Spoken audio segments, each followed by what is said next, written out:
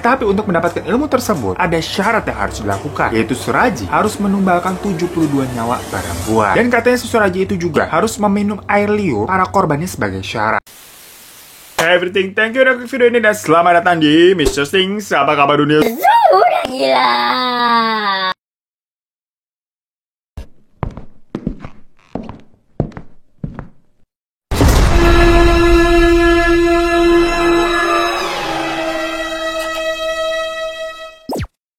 Guys, dari kemarin banyak banget ya berita tentang perdukunan. Terus dukunnya pada abal-abal lagi. Lu jangan pada ke dukun ya. Perkara misalkan mau cakep atau bersinar gitu kayak pakai susu, dosa lu ya. Hari gini mah udah modern. Mending lu pakai ini aja nih, Miral Glossy Series. Yang ini aja udah pakai. Udah murah, praktis, dan hasilnya lebih realistis. Gak usah repot-repot deh lu pergi ke dukun. Kalian order aja Miral ini di Instagram mereka, atau bisa beli lewat via Shopee. Terus pakai kode voucher ini nih, biar bisa tambah cuan, dapat diskon. Karena Miral Glossy Series itu bener-bener se-worth it itu, gengs. Karena ini tuh produk skincare lokal ya, yang harganya murah, apalagi pakai kode voucher ini jadi tambah murah lagi. Satu box itu udah tersedia dari rangkaian pagi sama rangkaian malam yang semuanya gampang banget pemakaiannya, nggak ribet-ribet dan nggak pakai lama dengan hasil yang paripurna. Pertama di sini kalian akan dapetin sabun cuci muka untuk dipakai siang dan malam terserah deh. Yang jelas pakai ini dulu. Kalian di sini juga dapat face tonernya yang bisa langsung disemprot aja. Jadi itu praktis banget dan bisa kalian bawa-bawa buat dijadiin face mist. Selanjutnya ini nih yang kayak susuk nih, karena ini glossy serum andalanku. Pakainya dikit aja, cuma setetes atau 2 tetes, nggak usah banyak-banyak, langsung di tap-tapin. Abis itu paginya nih muka kalian akan terasa lebih lembab dan lebih glowing. Dan terakhir ini ada krim pagi dan krim malam yang dapat membantu menghasilkan efek yang lebih paripurna. Tuh guys, dengan ini aja kalian udah nggak usah repot-repot jadi orang musyrik pakai susu, karena tiap produknya ini nih bener-bener bisa memberikan efek yang glowing di muka. Kalian udah cobain sendiri aja makanya. Follow Instagramnya @miralbeauty atau langsung klik link ada di bawah aja ya. Soalnya cepetan deh guys, ini gue dapat info katanya stoknya udah nggak banyak, kira-kira tinggal 50 box lagi. Gila nggak tuh? Daripada nyesel mendingan langsung order sekarang aja deh. Atau mungkin kalian lagi nyari duit tambahan, Mira ini lagi buka open dropshipper dan reseller, jadi langsung aja tanya-tanya ke DM mereka.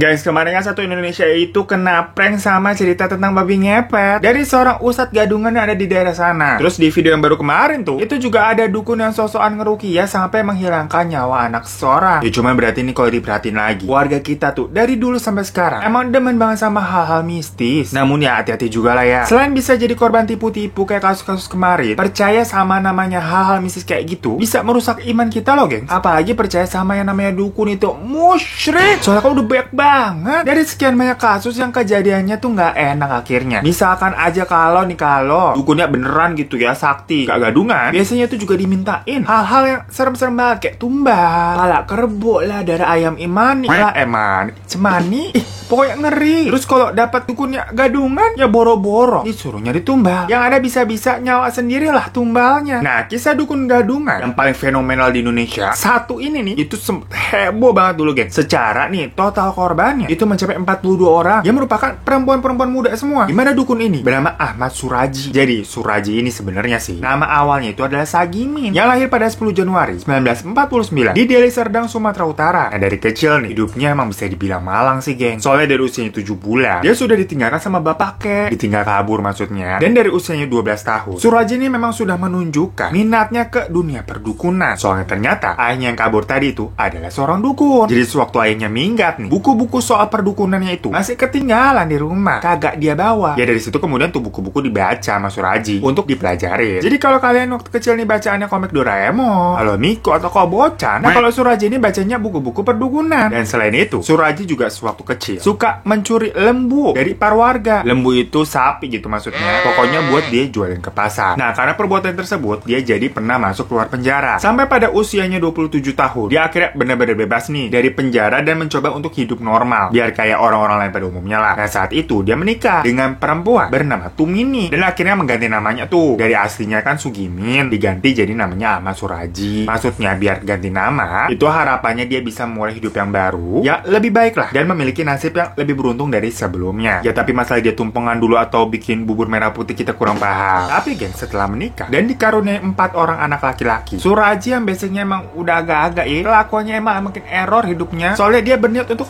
kawin lagi. Bener-bener ya, orang hidupnya aja masih susah, ngasih makan bini sama anaknya nasi sambal doang gitu, mau kawin lagi dia sekate-kate. Udah gitu nih, orang yang mau dinikahinnya itu adalah adik dari istrinya sendiri. Gila banget kan. Mending satu nih yang mau dimadu nih, mending satu. Ini dua adeknya mau dinikahin. Nah, apakah error itu orang? Kenapa kita jadi emosi? Jadi memang istrinya si Tumini ini memiliki dua adik perempuan. Nah, mereka inilah yang mau diperistri sama si Suraji. Nah, kan kalau ini dijadiin sinetron Indonesia, itu judulnya berarti suamiku, suami kakak, dan adikku. Nah, lo jadi 3 in 1. Walaupun awalnya si istrinya si Tumini ini nggak setuju ya, tapi Suraji ini tetap ngotot mau mengikuti nafsunya dan ngeles aja nih dengan bilang kalau semua itu dia lakukan. Soalnya Tumini ini nggak bisa ngasih dia keturunan anak perempuan. Juila bisa aja lupa ngelesek kayak bajai, nyari-nyari alasan aja. Ya akhirnya mau nggak mau si Tumini setuju aja udah. Dan kedua adiknya tuh beneran dinikahin sama si Suraji. Yang gue bingung juga kok ada adiknya mau-mauan gitu ya. Karena hal tersebut, ibunya Suraji nih itu ya malu lah jadi omongan para tetangga kan. Ke kampung tuh gosipin anaknya kelakuannya begitu. Tahu sendiri kalau di kampung kan lingkupnya kecil.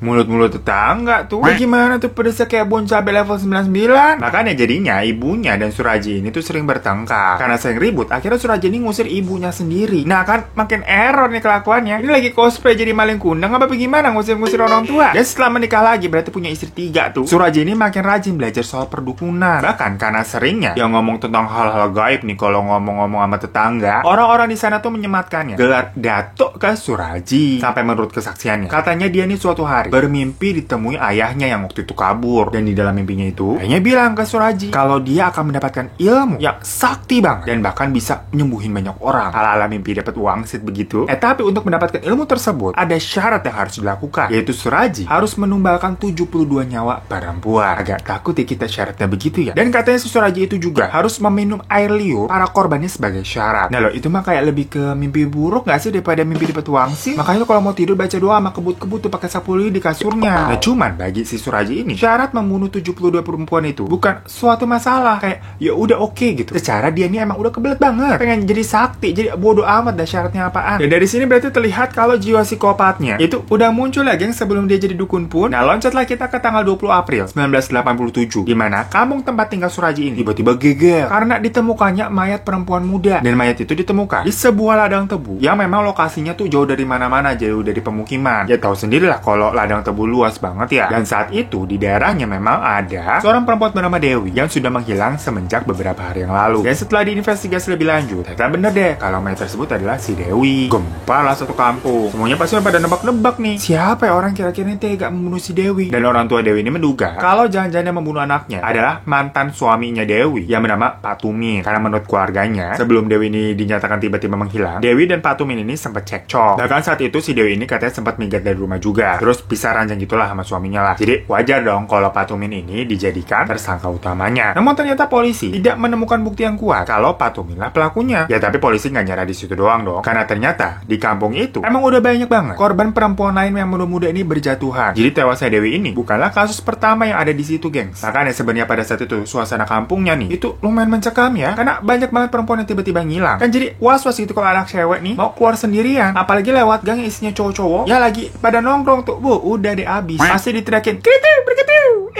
kayak gitu. Nah polisi terus menyelidiki nih kasus hilangnya perempuan-perempuan tersebut dengan lebih detail. Dan sampai akhirnya ada satu benang merah yang mengkaitkan dari satu korban dengan korban lainnya. Nah benang merahnya adalah ternyata semua perempuan-perempuan itu yang tiba-tiba hilang adalah orang-orang yang pernah ngedukun ke si Suraji alias pasiennya lah. Melihat fakta tersebut, polisi langsung menetapkan Suraji menjadi tersangkanya sekaligus mencari bukti yang lebih otentik dengan menggeledah rumahnya tuh. Dan bener aja setelah rumahnya digeledah tuh, polisi menemukan pakaian para korban beserta perhiasan. Nah dengan barang bukti tersebut, Suraji langsung menjadi terdakwa kan. Dan saat itu ketiga istrinya itu juga diduga berkomplot dengan si Suraji. Mereka ikut diboyong tuh ke kantor polisi. Saat dilakukan interogasi, ternyata dua istri termudanya dianggap tidak mengetahui perilaku suaminya sama sekali. Alias dua adiknya Tumini nih maksudnya nih bersih gitu. Tapi sedangkan istri pertamanya si Tumini dianggap telah berkomplot dengan suaminya. Setelah digali lebih dalam, Suraji mengaku kalau dia telah menghabisi 16 orang perempuan. Nah, tapi polisi nggak percaya segitu aja. Nah, ini banyak deh. Jadi dipaksa lagi nih Suraji buat ngaku. Dari pakai cara lemes gitu sampai keras. Apaan tuh dari lemes sampai keras? Maksudnya Maksudnya dari yang dibayar-bayakin sampai dibentak gitu. Akhirnya udah si Suraji ngaku kalau ternyata dia udah membunuh 42 perempuan dari targetnya tadi 72 ya. Nah tapi di awal dia ngakunya 16 aja juga udah banyak banget ya maksudnya. Ini lagi 42, apa nggak gembar satu Indonesia? Kalau begini mah jatuhnya udah jadi serial killer. Lalu polisi akhirnya berusaha mencari tahu tentang motifnya apa nih sebenarnya. Kalau menurut versinya Suraji, itu kan katanya dia dapat wangsit dan syaratnya kayak gitu kan. Nah tapi polisi juga lagi-lagi nggak percaya. Soalnya bisa aja itu cerita karangan doang dari seorang psikopat yang mungkin sebenarnya dia hanya ingin melakukan pemerkosaan, terus biar nggak ketahuan jadinya dibunuh. Ya secara kan Suraji dari awal mau jauh fucok boy, istrinya aja 3, saudara kandung semua lagi. Jadi emang nafsunya udah kelewat bejat gitu. Makanya semua korbannya kan juga mayoritas perempuan tuh. Dan selain pemerkosaan, bisa juga sih motif Suraji ini ada perampokan. Karena dugaan itu diperkuat mengingat semua perhiasan korban itu kan diambil. Dan tapi selain motif tersebut, yang bikin penasaran juga adalah gimana caranya nih si Suraji itu kok bisa menjerat para mangsanya. Kok bisa ini para perempuan muda segitu percayanya mau ngedukung nama dia. Ternyata nih dari sebuah buku berjudul Bastard Legacy yang memang memuat beragam kesaksian dari satu peristiwa ke peristiwa lain termasuk kasusnya dukun Suraji ini. Di situ terdapat kesaksian dari salah seorang korban yang berhasil selamat dari Suraji. Tapi identitas perempuan tersebut ya dirahasiakan pastinya ya. Jadi kita sebut aja di sini Mawar biar kayak penjual bakso boraks begitu. Ya niatnya sih saya cuma mau cari untung aja. Untungnya kadang 1.000, 2.000 gitu. Nah Mawar ini ternyata pernah menghampiri Suraji dan hampir aja jadi korban. Jadi suatu hari Mawar ini tuh bertemu sama temennya. Pas lihat muka temennya kok auranya beda ya. Lebih glowing, lebih kinclong, terus berkarisma. Pokoknya gitulah. Terus dia penasaran namanya cewek. Kira-kira temennya pakai apa ya bisa kelihatan begitu? Pakai Mira Glossy Series seperti gimana? Tapi zaman dulu kan belum ada. Dan ternyata katanya nih temennya bilang dia pergi tuh ke dukun Suraji buat bikin aurnya bagus. Semacam pakai susuk gitulah. Namanya cewek-cewek kan sharing is caring ya bun. Tergoda lah ini si Mawar. Mau begitu juga tuh kayak temennya tuh. Yang akhirnya dia menghampiri ke Suraji. Saat itu Suraji nih membaca-bacain mantra dan meludahin air tuh di gelas. Terus Mawar disuruh minum air ludahnya si Suraji tuh. Mohon maaf agak jijik ya. Kalau sekarang mah bukannya jadi glowing, malah kena corona yang ada begitu. Dan setelah meminum air tersebut, Mawar kemudian diminta untuk nanti malam datang ke sebuah tempat untuk mengikuti sebuah ritual. Dan pas hari H atau pas malamnya, Mawar udah datang tuh kucuk-kucuk ke tempat itu. Dimana Suraji ini menggiring dirinya untuk datang ke sebuah ladang tebu yang memang sepi banget dan jauh dari pemukiman warga. Di tempat itu Mawar nggak bisa ngeliat apa-apa. Gelap segelap-gelapnya geng. Kayak seperti mati lampu ya saya. Ya namanya juga di kebon, ngeliat tempatnya sepi dan gelap, Mawar pasti ngerasa takut lah. Akhirnya Mawar nanya ke Suraji, emang mau ngapain sih di sini? Nah Surajinya bilang gini, udah kalau kamu mau bener-bener cantik, mau bener-bener singset, molek kayak temenmu itu, kamu ikuti aja kata apa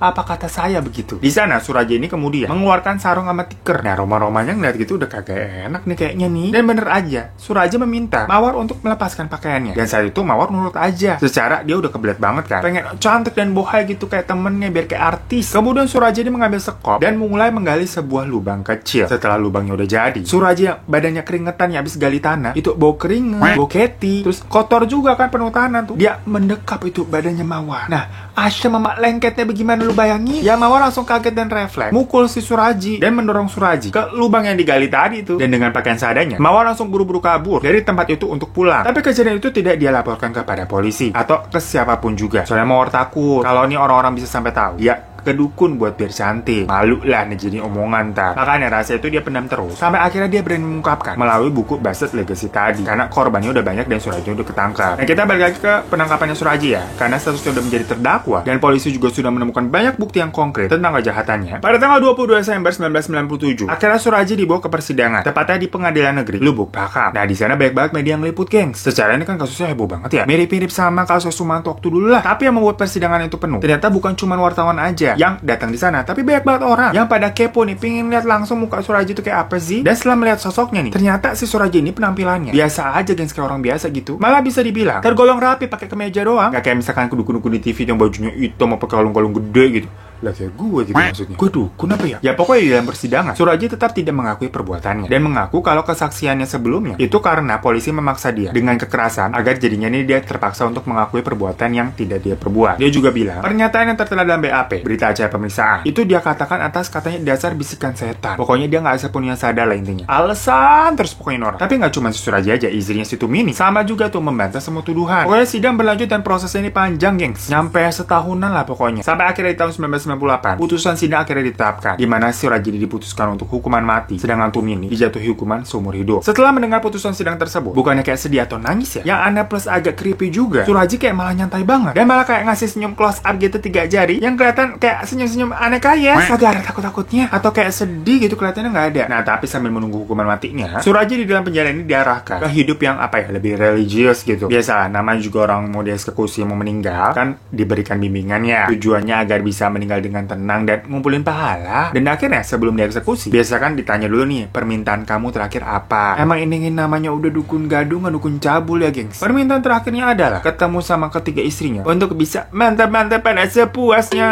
Bukan main, ini kagak ada religiusnya, udah mau mati. Dan setelah permintaan terakhir dikabulkan, dia kemudian menjalani eksekusi hukuman matinya di tanggal 10 Juli 2008, tepatnya di pukul 10 malam.